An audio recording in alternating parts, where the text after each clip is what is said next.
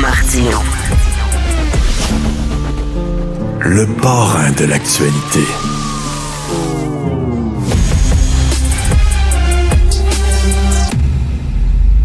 Je suis extrêmement réticent.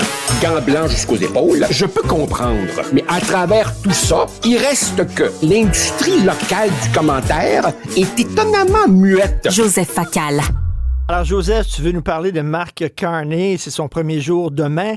Jean-Philippe veut nous montrer une courte vidéo humoristique. Regarde bien ton écran, Joseph. Vas-y.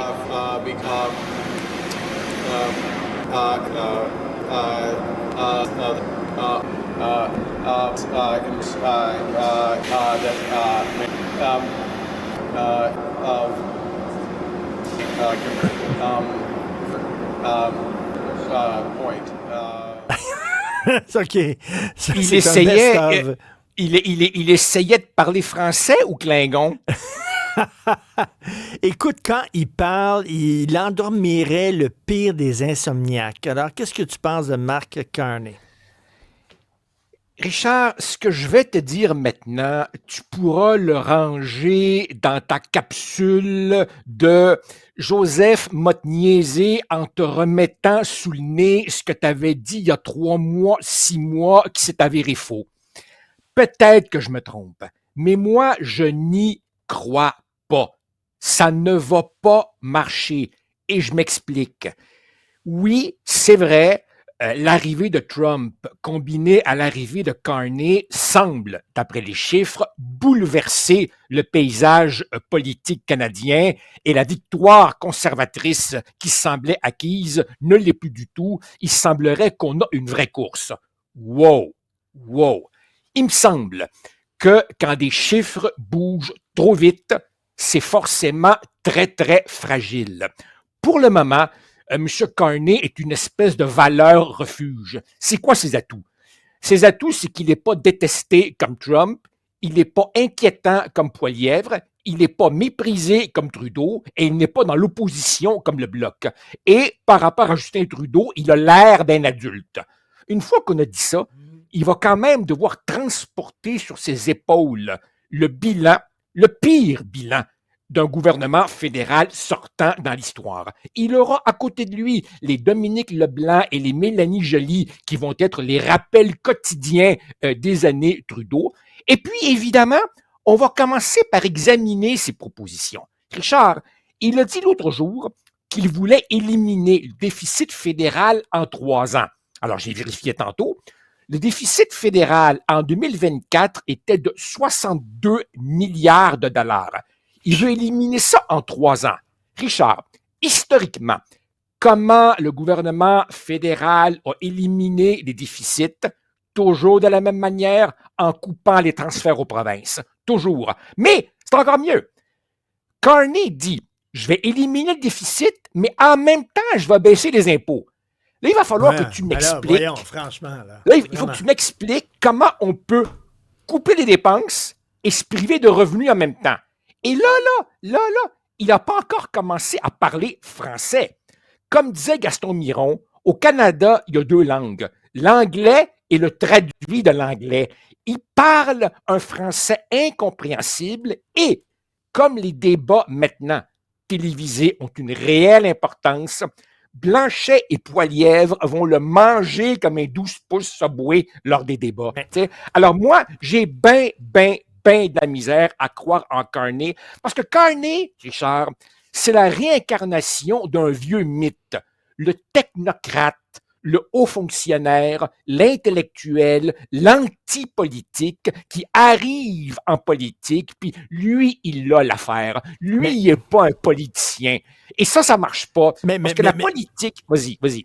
Non, mais les gens voteront pas pour Carney, tu le sais. Les gens vont voter contre Poilievre parce qu'ils ont peur de Poilievre, parce qu'ils le trouvent trop radical. Bon, là, évidemment, c'est à Poilievre de montrer qu'il a le flair politique qu'on lui prête et il va devoir faire moins peur, arrondir les angles. Mais un instant, Richard, historiquement, il y a toujours des exceptions, mais historiquement, une élection, c'est un référendum sur le gouvernement sortant. Tu sais ce qu'on dit? on vote généralement pas pour l'opposition, on vote contre le gouvernement.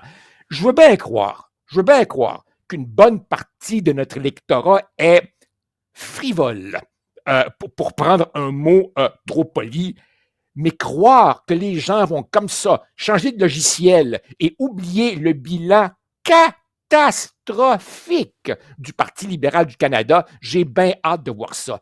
Et puis, tu sais, Richard, la politique, là, ça reste c'est devenu une sorte de profession.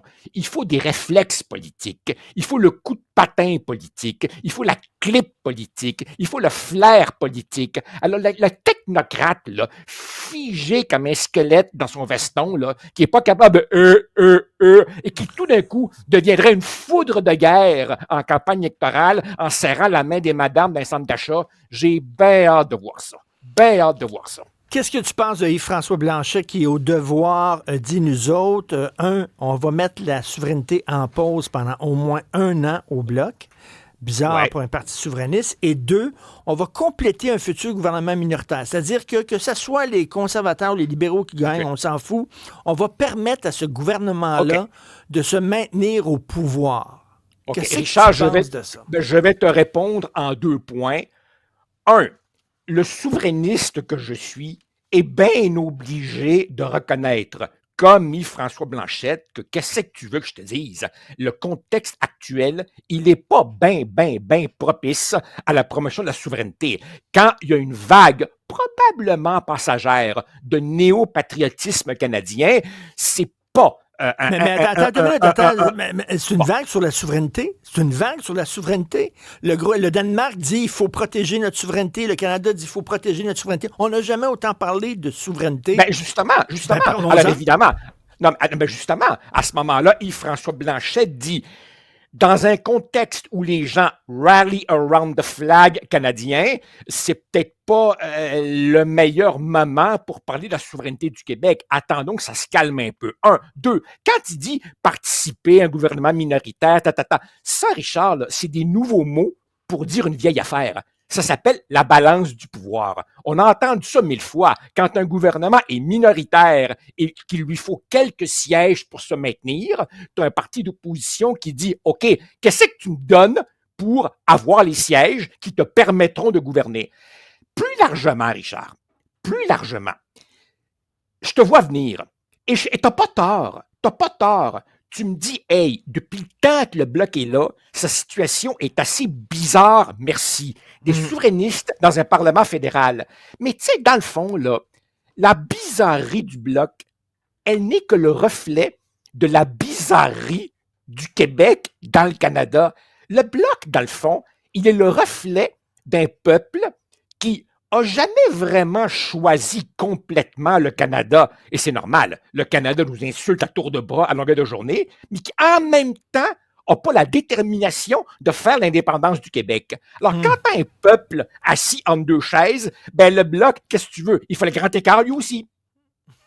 Effectivement.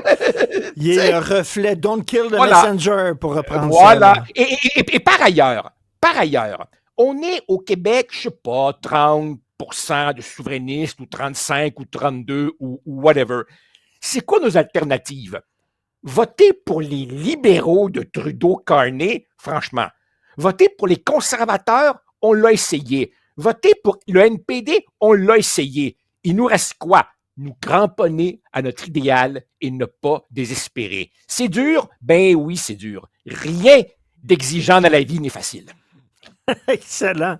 Merci, Joseph. À demain. Ça marche. Salut. Bye.